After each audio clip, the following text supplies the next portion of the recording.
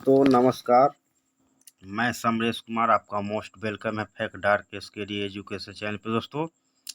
तो आइए दोस्तों, फिर से मैं हाजिर हूँ आप सभी बीपीएससी और एसटीईटी अभ्यर्थी जो संगीत के हैं उनके लिए इम्पोर्टेंट संगीत की प्रश्न लेकर हाजिर हूँ। और मैं कहना चाहूँगा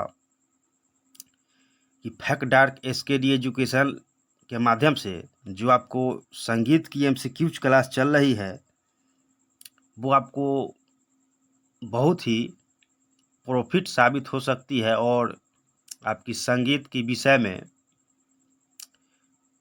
नंबर कैसे आएगी तो उसको आप चेक भी कर सकते हैं दोस्तों।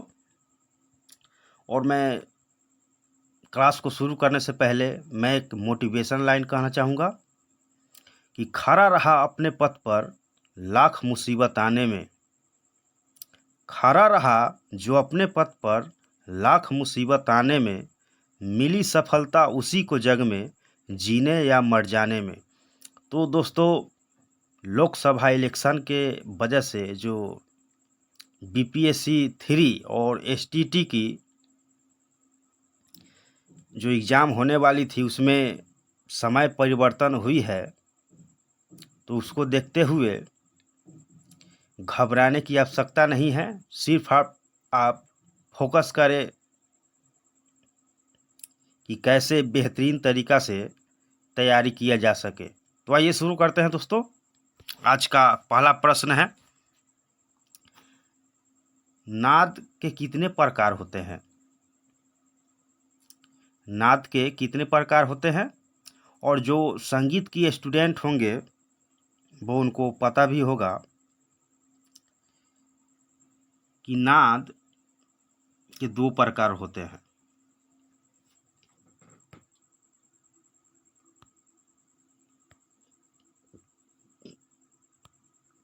नाद 2 प्रकार के होते हैं, एक आहत नाद, और एक अनाहत नाद।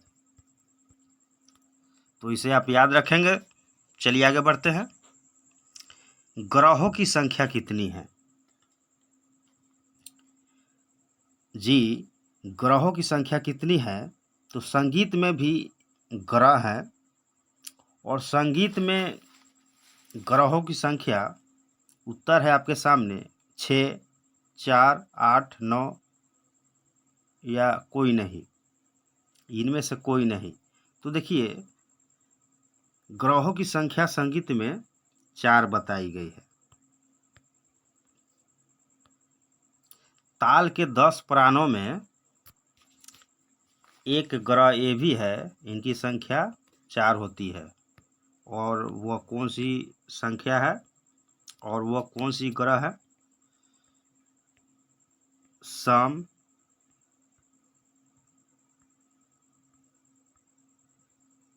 विषम और अतीत, और एक होता है अनाहत। ये ग्रह हैं, इसे आप याद रखेंगे। चलिए आगे बढ़ते हैं।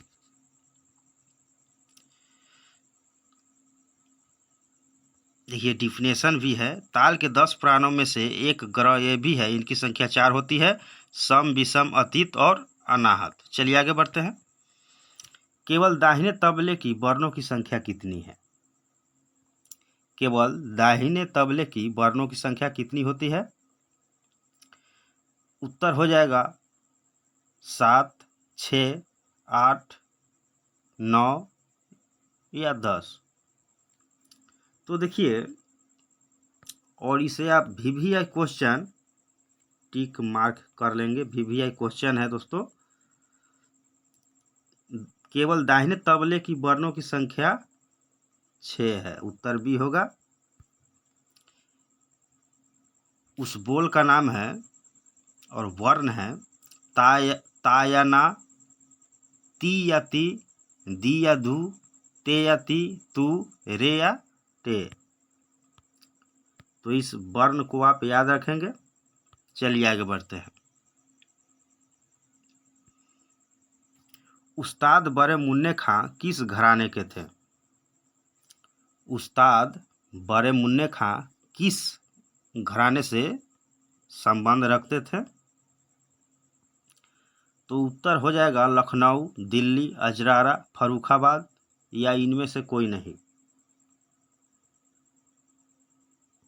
और अपना क्वेश्चन उत्तर आप अपना कमेंट बॉक्स में दे सकते हैं दोस्तों। और मैं कहना चाहूँगा आज से कंटिन्यूअस क्लास आपकी संगीत की होगी। जो बीपीएससी और एसटीटी के स्टूडेंट हैं वो इस एजुकेशन चैनल को सब्सक्राइब कर लेंगे और समय के साथ और प्रतिदिन सुबह 7 बजे क्लास होगी, तो इसे आप ज्वाइन करेंगे। तो अपना उत्तर कमेंट बॉक्स में ज़रूर दें। तो उस्ताद बड़े मुन्ने खां किस घराने के थे? लखनऊ घराना, दिल्ली घराना, अजरारा घराना, फर्रुखाबाद घराना या इनमें से कोई नहीं। तो देखिए, उस्ताद बड़े मुन्ने खां लखनऊ घराना से संबंधित थे और उस्ताद बड़े मुन्ने खां लखनऊ घराने के थे और बड़े मुन्ने खां तबला वादक थे। तो उस्ताद बड़े मुन्ने खां तबला वादक थे और बड़े मुन्ने खां मम्मू खां के पौत्र व मोहम्मद खां के बड़े पुत्र थे। उस्ताद बड़े मुन्ने खां उत्कृष्ट तबला वादक और रचनाकार और गुरु भी सफल गुरु थे। तो इसे आप याद रखेंगे। चलिए आगे बढ़ते हैं। क्वेश्चन नंबर 6, ताल वाद्यों के किस वर्ग में आता है? ताल वाद्यों के किस वर्ग में आता है? तो उत्तर हो जाएगा तत्ववाद, घनवाद, अवनदवाद, सुशीलवाद या इनमें से कोई नहीं। तो देखिए, ताल आपको अवनदवाद की श्रेणी में आएगा।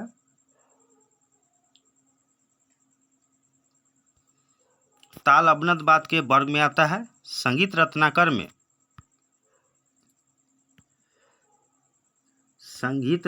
में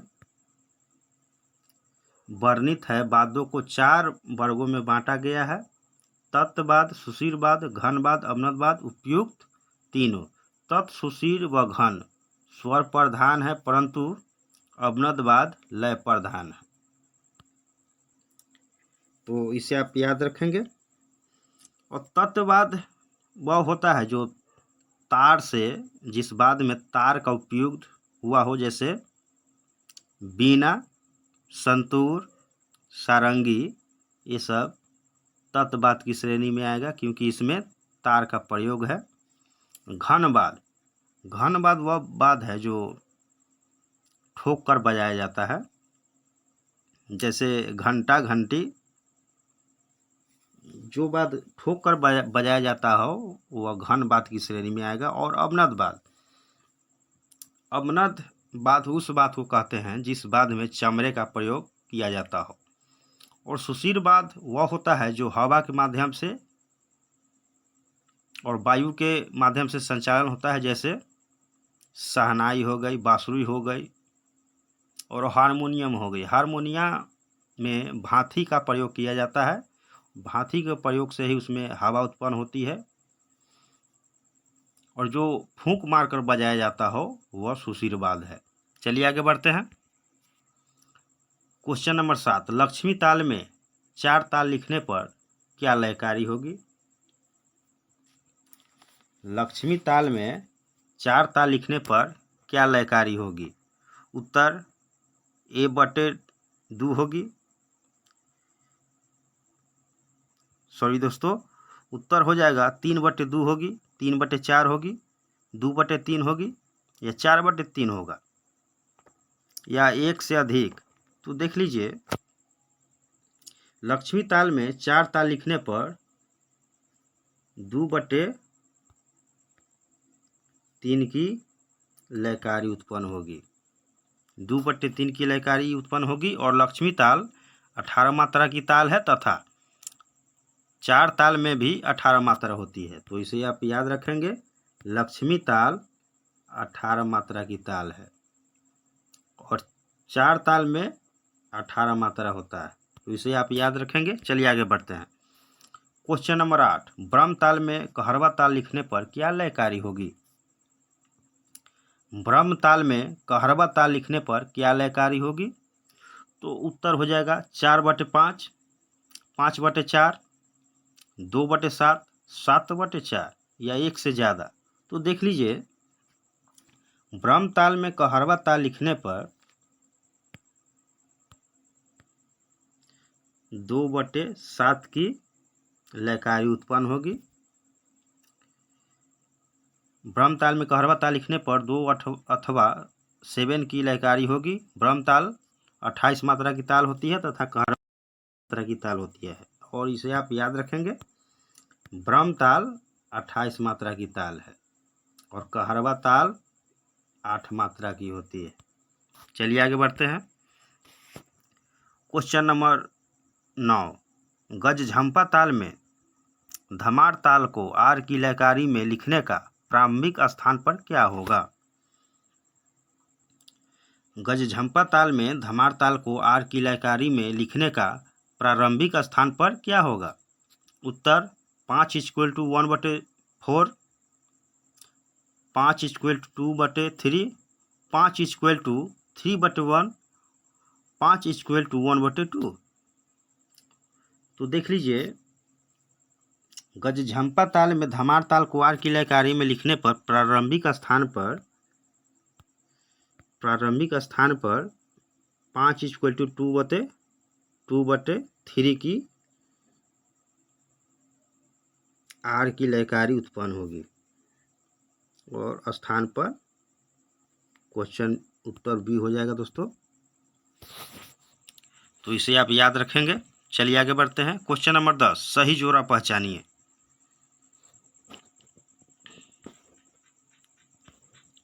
सही जोड़ा पहचानिए। तो देख लीजिए, यह गीत का वह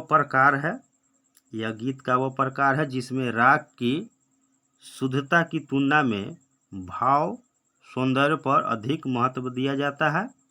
इसके साथ दीपचंदी अथवा जत ताल बजाया जाता है। पूर्व अंक की लखनऊ बनारस में गाई जाने वाली ठुमरी लोकगीतों से प्रभावित है। पंजाब अंक की ठुमरी ठप्पे की विशेषता के लिए हुए हैं। तो आपका उत्तर हो जाएगा ठुमरी ठप्पा।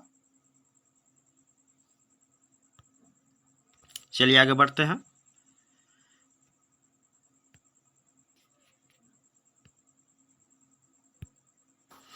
क्वेश्चन नंबर 11, ताल पहचानिए। ताल पहचानिए। बोल है ताल का बोल तिरकिट धी, तिरकिट धी।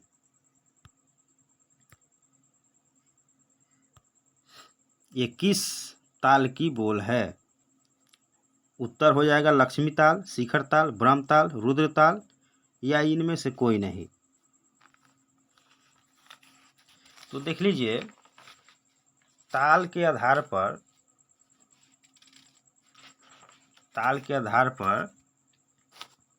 ये आपको रुद्र ताल हो जाएगा। रुद्र ताल का बोल है।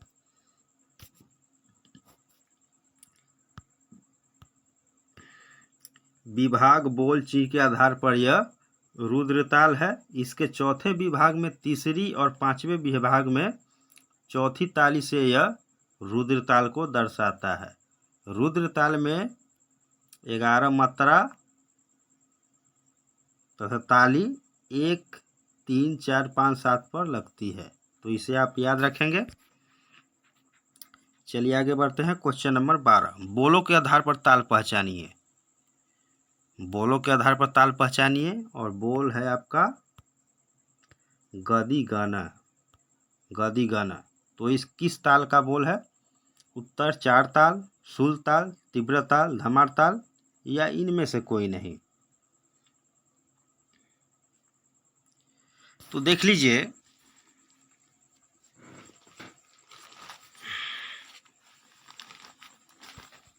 ये आपको सुल ताल का बोल है उत्तर बी हो जाएगा। बोलची विभाग के आधार पर यह शुद्ध ताल है क्योंकि इस ताल की 9वीं मात्रा पर खाली का चिन्ह है। ठेके से इस प्रकार समझ सकते हैं। तो आप शुद्ध ताल को पहचान सकते हैं कि 9वीं मात्रा पर इसकी खाली पड़ती है। तो आप बोल के आधार पर पहचान सकते हैं। चलिए आगे बढ़ते हैं। क्वेश्चन नंबर 13, शिखर ताल किस पद का ताल है?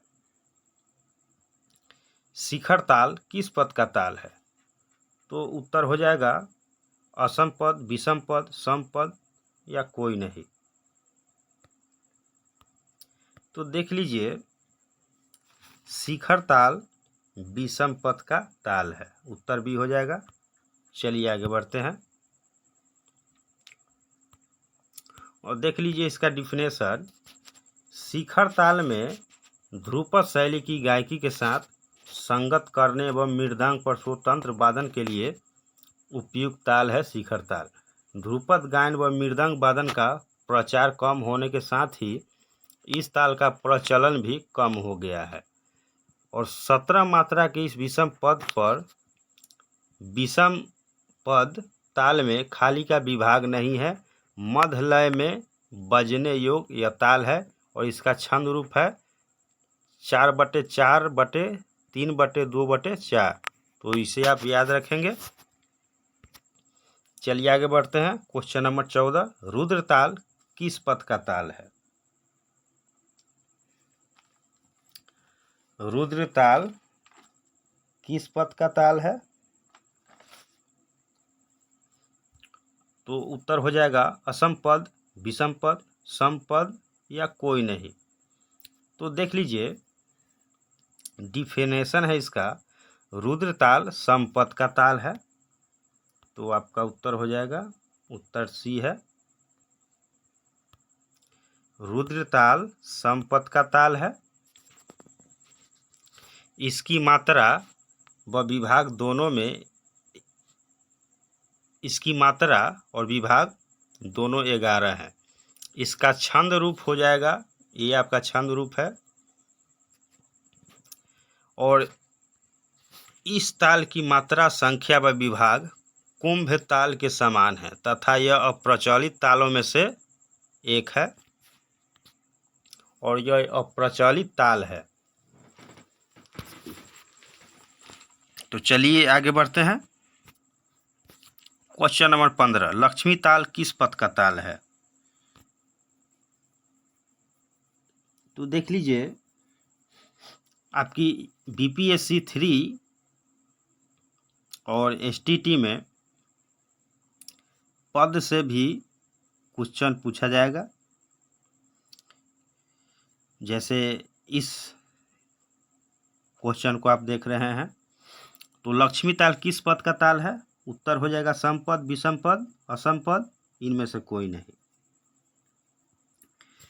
तो आपका उत्तर हो जाएगा लक्ष्मी ताल सम पद का ताल है। उत्तर ये हो जाएगा। लक्ष्मी ताल की मात्रा तथा इसके विभाग भी 18 हैं।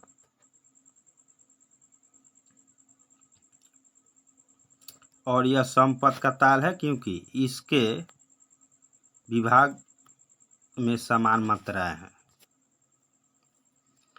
और इसका विभाग और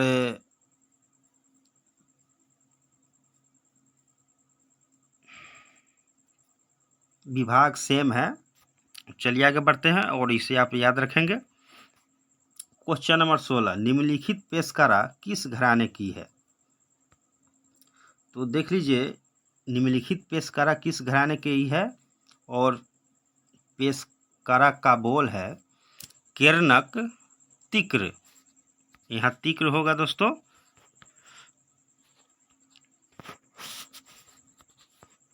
केरनक तिक्र, तीना केरनक, तीना केरनक, नक्तिम, तिन्ना किन्ना। तो ये निम्नलिखित पेशकारा ये बोल है, इसे आप याद रखेंगे। और ये निम्नलिखित पेशकरा आपकी लखनऊ घराने का पेशकरा है।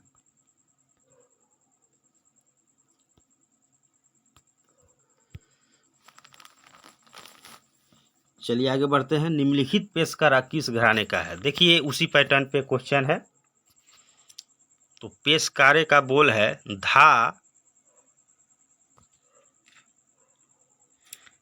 धाकर धातिर कितधा तिद्धा तिरकिट धा धाती धाधा तिन्ना। एक बार फिर से मैं दोहरा रहा हूँ। निम्नलिखित पेशकारा किस घराने का है? और पेशकारे का बोल है धाकर धातिर कितधा तिद्धा तिरकिट धाती धाधा तिन्ना। तो उत्तर हो जाएगा दिल्ली, अजरारा, लखनऊ, पंजाब या फर्रुखाबाद। तो देख लीजिए, ये आपका अजरारा घराना का पेशकरा है। तो इसे आप याद रखेंगे। चलिए आगे बढ़ते हैं। क्वेश्चन नंबर 18, यह कायदा किस घराने का है? यह कायदा किस घराने का है? और कायदे का बोल है धाती धागे ना धा तिरकिट धाती धागे तीन गिन। तो उत्तर हो जाएगा दिल्ली, अजरारा, लखनऊ, बनारस, फर्रुखाबाद। लीजिए, इस बोल को आप याद रखेंगे, क्योंकि आपको एग्जाम में बोल देगा, उस बोल को आपको पहचानना है कि ये बोल किस घराने का है। तो ये बोल आपको दिल्ली घराने का है। दिल्ली घराने में यह कायदा बजाया जाता है और बोल के आधार पर आप उसे पहचान सकते हैं। चलिए आगे बढ़ते हैं।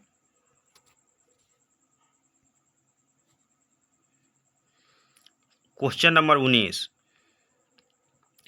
निम्नलिखित तालों में से किस ताल में पर नहीं बजाया जाता? निम्नलिखित तालों में से किस ताल में पर नहीं बजाया जाता? और आप इस क्वेश्चन को VVI क्वेश्चन टिक कर लेंगे। निम्नलिखित तालों में से किस ताल में पर नहीं बजाया जाता? उत्तर गज झंपा ताल, कहरवा ताल, तीव्रा ताल, धमार ताल या दादरा ताल।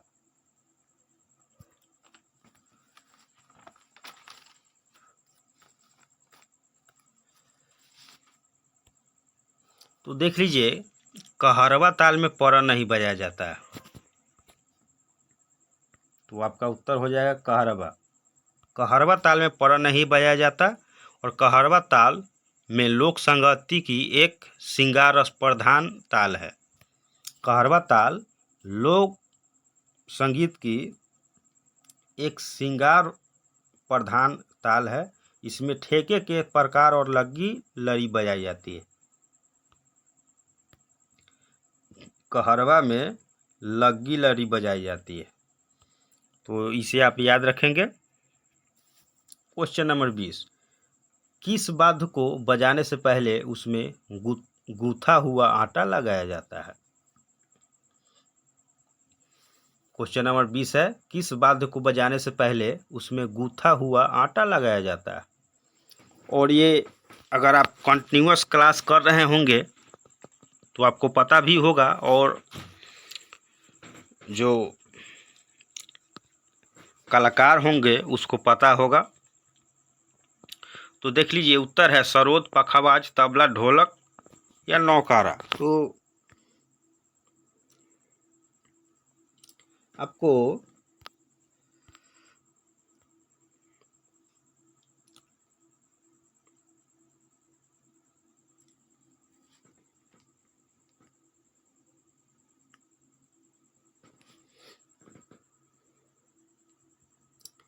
सॉरी दोस्तों, आपका उत्तर हो जाएगा पखाबाज। पखाबाज में गूथा हुआ आटा लगाया जाता है, क्योंकि दाहिने मुख पर स्याही लगी होती है पखाबाज की। दाहिने मुख पर स्याही लगी होती है और बाएं मुख पर जो अपेक्षाकृत कुछ बड़ा होता है, आटे का लेपन किया जाता है। जब स्वर नीचा करना होता है तो आटा कुछ अधिक लगाते हैं और जब ऊंचा करना होता है तो आटा कम कर देते हैं। और यह उत्तर भारत के ढोलक के समान होता है पखाबाज। तो इसे आप याद रखेंगे। और आज के लिए इतना ही, 20 क्वेश्चन का MCQs, और फिर नेक्स्ट क्लास जो होगी कल की, उसमें आपको फिर से MCQs के माध्यम से क्लास किया जाएगा दोस्तों। और अपना फोकस संगीत टीचर बनने के ऊपर ही लगाएं। और इस इलेक्शन की घड़ी में, लोकसभा इलेक्शन की घड़ी में, आप स्टडी को कंटिन्यूअस रखें और जो भी अपना वर्क कर रहे हैं उसको करते हुए संगीत की क्लास को अटेंड करें और पूरी फोकस आप अपना लक्ष्य की ओर दें। तो चलिए आज के लिए इतना ही। और मैं रिक्वेस्ट करना चाहूँगा कि भारत में बेरोजगारी चरम पर है, बेरोजगारी चरम पर है दोस्तों। और आप सब समझ भी रहे होंगे कि पढ़ा लिखा स्टूडेंट आज घर में बैठा हुआ है क्योंकि उसके पास रोज़गार नहीं है। और जो संगीत वाली स्टूडेंट हैं, जो कलाकार भी होंगे, उनको भी लगन में ही प्रोग्राम मिलता है, उसके सिवा वो बैठे रहते हैं। तो इसको देखते हुए और बेरोजगारी को दूर करने के लिए आप वोट करें और अपना फ्यूचर और भविष्य देखकर ही वोट करें, क्योंकि आपकी एक वोट में वह ताकत है कि आपकी फ्यूचर को बना भी सकता है और बिगाड़ भी सकता है। तो चलिए आज के लिए इतना ही। धन्यवाद। मिलते हैं नेक्स्ट क्लास में।